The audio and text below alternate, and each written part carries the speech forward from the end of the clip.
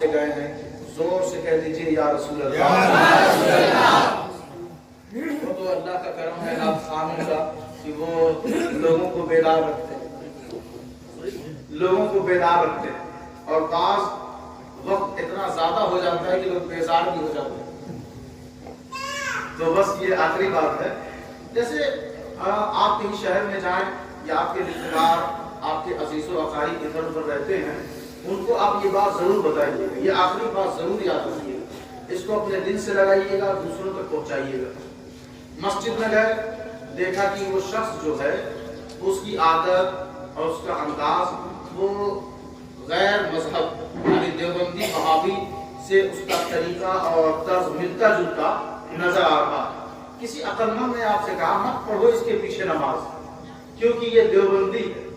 आप कहते हैं उससे कि कैसे ना पढ़ें, ये कुरान पढ़ता है, ये तकरीरों में हुजूर की बात करता है, ये पांचों वक्त नमाजी है, वजू से रहता है, कभी फजूल जगह पर बैठते या बोलते नहीं देखा गया, क्यों ना पढ़ें।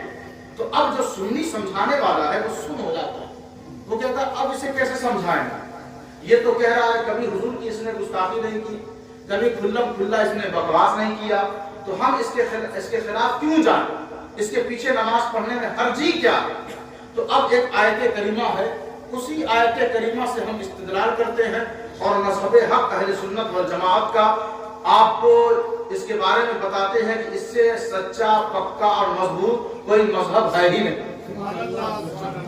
कोई इस जैसा मजहब है ही नहीं। तो कुरान ने कहा यहूदियों के बारे में वइज़ा क़ील लहुम आमिनू बिमा अंज़लल्लाह क़ालू नु'मिनु बिमा उन्ज़िला अलैना वयकफुरून बिमा वराअहु वहुवल हक़्क़ु मुसद्दिक़न लिमा मअहुम कुल फलिमा तक़तुलून अंबिया अल्लाहि मिन क़ब्लु इन कुंतुम मुमिनीन। जोर से कहें सुभान अल्लाह। कुरान की आयत है, कुरान की आयत, एक एक हर्फ का कितना कितना सवाब सबको पता है। तो अब देखें यहूदियों से कहा गया कि जो कुछ अल्लाह ने उतारा है ईमान ले आओ, तो वो पलट के क्या कहते हैं, हम तो ईमान लाएंगे लेकिन जो हम पर उतारा गया है बस उसी पर ईमान लाएंगे, हम पर। तो इसी तरह बास लोग हैं नहीं जो हमारे मसलक के आलिम कहेंगे बस हम वही मानेंगे, दूसरों की बात नहीं मानने वाले। तो अब देखिए आप अल्लाह फरमा रहा है यहूदियों से कि इनसे जब कहा गया कि जो कुछ अल्लाह ने उतारा है उस पर ईमान ले आओ, तो कहते क्या नहीं जो हम पर उतारा गया हमें बस वही मानेंगे। तो अल्लाह ने कहा महबूब ये इनकार करने वाले लोग, ये जो किताब है सारी किताबों की तस्दीक करने वाले, ये जो रसूल है सारे रसूलों की तस्दीक करने वाले, रसूल भी आखिरी किताब भी आखिरी, किताब ज़बूर की तस्दीक कर रही है, तौरात इंजील की तस्दीक कर रही है, दीगर सहीफों की तस्दीक। कौन सी किताब जो आसमान से आई है, जो जमीन में बनाई गई है उसकी नहीं, जो आसमान से उतारी गई है उन किताबों की ये किताब तस्दीक कर रही है। और ये रसूल आदम से लेकर ईसा तक की तस्दीक कर रहे हैं। तो ये लोग कहते क्या है, इनकार कर देते।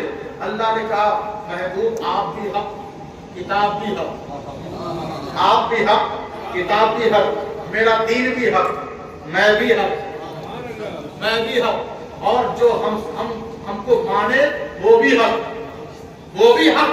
फिर क्या हुआ महबूब अब पलट के इनसे कहिए आपकी खामोशी, आपका चुप रह जाना, आपकी शिकस्त मुझसे बर्दाश्त नहीं होती कि मेरे महबूब के सामने यहूदी दलील दे और मेरा महबूब खामोश रह जाए।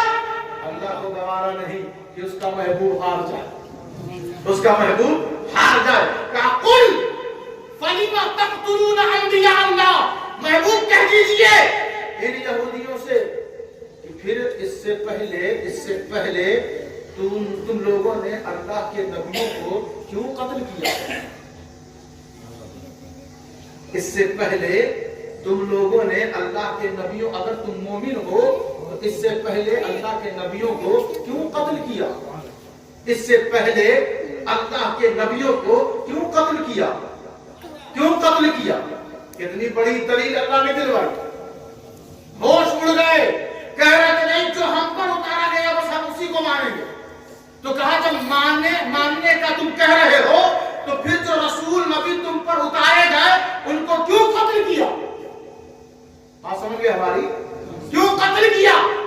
یہ دلیل ہے اللہ کی طرف سے رسول کی زبان کے ذریعے کہ اللہ کے نبیوں کو کیوں قتل کیا۔ اب ذرا غور سے اور دھیان سے سنیے گا، وہ جو یہودی تھے نا حضور کے سامنے، انہوں نے نبیوں کو قتل نہیں کیا تھا۔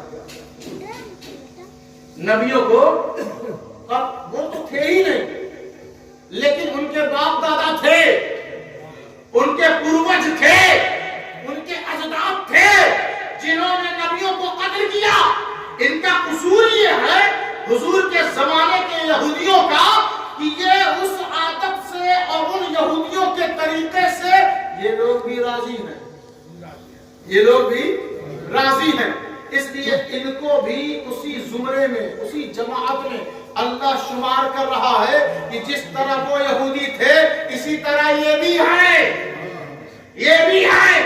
تو بتائیں اسماعیل دہلوی نے، قاسم نانوتوی نے، رشید احمد گنگوہی نے، بہت سارے بدبختوں نے اپنی کتاب میں نبی کے علم پر حملہ کیا، نبی کی ذات پر حملہ کیا، نبی کی بشریت پر حملہ کیا، نبی کی نورانیت پر حملہ کیا، نبی کے اختیارات پر حملہ کیا، اور آج کے دیوبندی جو حافظ ہیں، عالم ہیں، مفتی ہیں اور قرآن حدیث پڑھتے ہیں، لیکن اپنے کو ان سے جوڑتے ہیں، اپنے کو ان سے جوڑتے ہیں، تو اب بس حکم وہی لگے گا جو حضور کے زمانے کے یہودیوں پر پچھلے یہودیوں کا لگا تھا، تو اب آج کے مولویوں پر اور پچھلے گستاخوں والا حکم نافذ ہوگا۔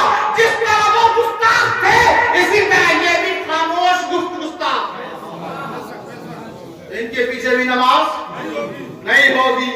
لہذا اپنی نماز جس کو بچانے کا شوق ہو، پڑھنے کا شوق اگر ہے تو ماشاءاللہ پڑھتے بہت سارے لوگ، بچانے کا شوق ہو تو ان کے پیچھے کبھی نماز نہیں ہوگی، نہ پڑھیں نہ ادا کریں۔ تو اللہ کے رسول صلی اللہ علیہ وسلم کے بارے میں قرآن کہتا ہے الذین آتیناہم الکتاب یعرفونہ کما یعرفون ابناءہم، محبوب ان لوگوں کو ہم نے کتاب دیا ہے، زبور دیا، انجیل دیا، توریت دیا، بہت سارے صحیفے دی۔ ان کتابوں میں آپ کے بارے میں بہت کھول کر میں نے بتایا ہے، جیسے ماں باپ اپنے بچوں کو پہچانتے ہیں اسی طرح یہ کتاب بھی آپ کو پہچانتے ہیں۔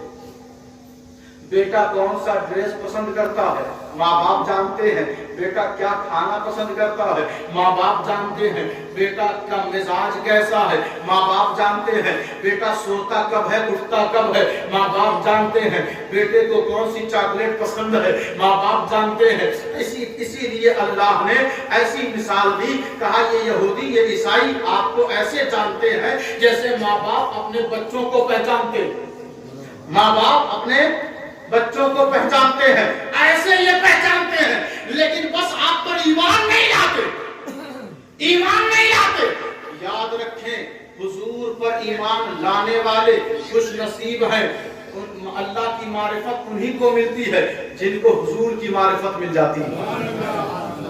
حضور کی معرفت نہیں تو پھر اللہ کی بھی معرفت نہیں ہو سکتی۔ اللہ کے حضور یہ دعا ہے کہ اس مقدس محفل کو سجایا گیا، احسان ثواب بچوں نے سجایا اپنے والد کے نام پر، اللہ اپنے والد اور دادا کے نام پر اس محفل کو سجایا، ان کی قبر میں خوشحالی اللہ عطا فرمائے، اور تمام جو یہاں موجود ہیں سبھی کے گھروں کے لوگ جو اس دنیا سے جا چکے ہیں مرحومین مرحومات سبھی کو اللہ غریب رحمت فرمائے۔